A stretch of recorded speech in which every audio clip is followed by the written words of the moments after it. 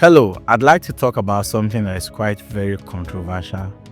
And then I'm not going to spend too much time on it because even if I do, a lot of people will hold their opinion. But if you want your marriage to work, listen to me. You cannot assign roles to your husband as a woman. Yes, it is not in your place. I read earlier from Ephesians that the Bible says we should submit, that the wives should submit to their own husbands as the church submits to Jesus Christ. Does the church assign rules to Jesus? No. We receive instruction. The instruction flows from Christ, who is the head of the church. And the Bible said the man is the head of his wife, even as Christ is the head of the church. You don't assign rules to your superior. This thing is very, very plain. You don't assign rules to your superior. You assign rules to subordinates, or you assign rules to equals. You don't tell your husband, this is your job. From today henceforth, you're going to be the one to cook on Mondays. That's a transactional relationship, not a marriage relationship. Or you're going to be the one to clean on Thursdays. You're going to be the one to empty the trash. You're going to be the one to take no. If you do that, you're going to have a very chaotic marriage. Now, don't get me wrong. I am not a proponent of husbands who don't support their wives. By the way, it's not every husband that can help you to clean. The reason you are saying that thing you are saying is that the man you married has not reached the peak of his destiny yet. Can you imagine the president of Nigeria?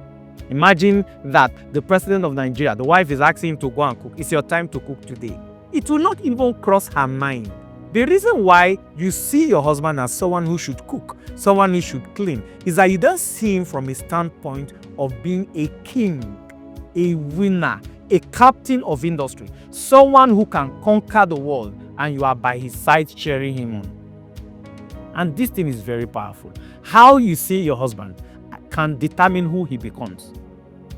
This is very, very powerful. How you see your husband can determine who he becomes. Mommy Eneche was teaching some years ago, Dr. Mrs. Becky Eneche, and she said something very profound. She said she cannot wake up one day, and even while they just got married, before the ministry grew, she can't wake up and think her husband should come and cook, or her husband should come and clean. She said because from day one, she already saw her husband as a great man, as a phenomenal individual, someone who is going to reach the world preaching the gospel. And she doesn't expect him to come and be sitting down with him in the kitchen and doing all of that. Again, the second disclaimer. I am not saying that men should not help their wives in the kitchen. Do what works for you.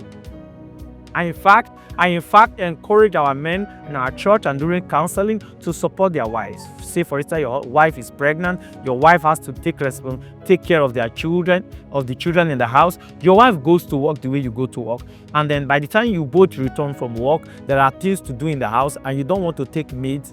Go ahead and support that woman. But what I am saying is, if you want to do your marriage the Bible way, you cannot begin to assign roles to your husband. I don't believe in gender roles. I believe that the real homemakers, according to scripture, are the women. They can determine the atmosphere of the home. They can determine the partnership that goes on in the home. In fact, a good woman can convert her husband. Yes, only a matter of time and your husband will see that you are a wonderful woman and all that. And I know whenever I say this, somebody will say, oh, pastor, but there are some men, they don't listen. You cannot change them. Why did you marry that kind of man? Why did you marry somebody who doesn't listen? How do you marry somebody who is not empathetic? How do you marry somebody who is not reasonable? How do you marry somebody who you cannot discuss it and plan your family routines with? How did you choose that kind of man at first? That's a different ballgame entirely. I'm talking to people who got married correctly, who did the right thing and married the right people, and will want to run their marriage according to scripture. Forget about gender role. Enter that kitchen now and prepare better ofen salad for your husband. Go ahead and clean the house now. Go ahead and carry out your responsibilities, and then as you submit to him, you will see that his love will be unleashed towards him. While I close, because tomorrow I'm going to do quite something different, and I'm going to pray for everyone who is trusting God for marital settlement.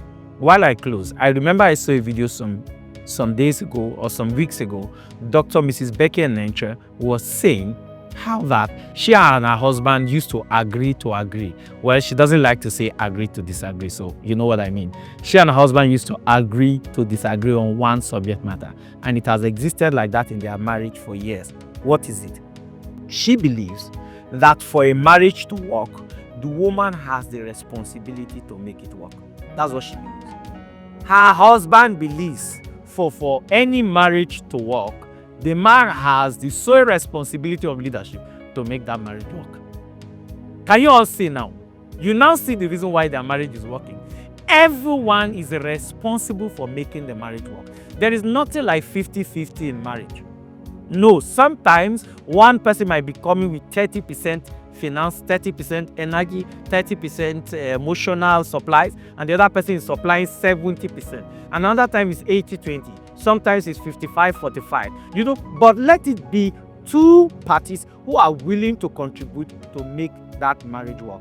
Let me close so you don't forget what the goal of this video is. Forget about gender roles. Submit to your husband. Support your wife, and you will have a happy home. God bless you. See you tomorrow. Tomorrow is the 40th day, and it's going to be an exciting time. Thank you.